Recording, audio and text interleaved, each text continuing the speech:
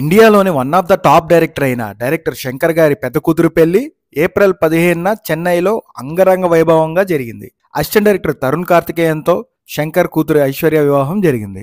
ఈ వివాహానికి చాలా మంది ప్రముఖులు విచ్చేశారు. వారిలో తమిళనాడు సీఎం స్టాలిన్, మన super star Rajinikanth, Ulaganayagan Kamal Haasan, hero Suriya, Chiyaan Vikram, director Mani Ratnam, heroine Suhasini, ఇక నయనతార, ఆమె భర్త డైరెక్టర్ విఘ్నేష్ శివన్ కూడా ఉన్నారు. ఇలా చాలా మంది ప్రముఖులు హాజరయ్యి వీరిని ఆశీర్వదించారు. ఇక డైరెక్టర్ శంకర్ కి ముగ్గురు పిల్లలు, ఐశ్వర్య, అదితి అండ్ అర్జిత్. రెండో కుమార్తె అదితి హీరోయిన్ గా చేస్తుంది. ఇక పెద్ద కుమార్తె ఐశ్వర్యకి ఇది రెండో పెళ్లి. 2021లో మదురై ప్యాంథర్స్ క్రికెట్ ఓనర్ అయిన రోహిత్ దామోదరంతో వివాహం జరిగింది. ఆ తర్వాత అతని మీద ఒక కేసు పడటం అండ్ ఆ తర్వాత వీరు వారి కారణాల రీత్యా విడిపోవడం జరిగింది.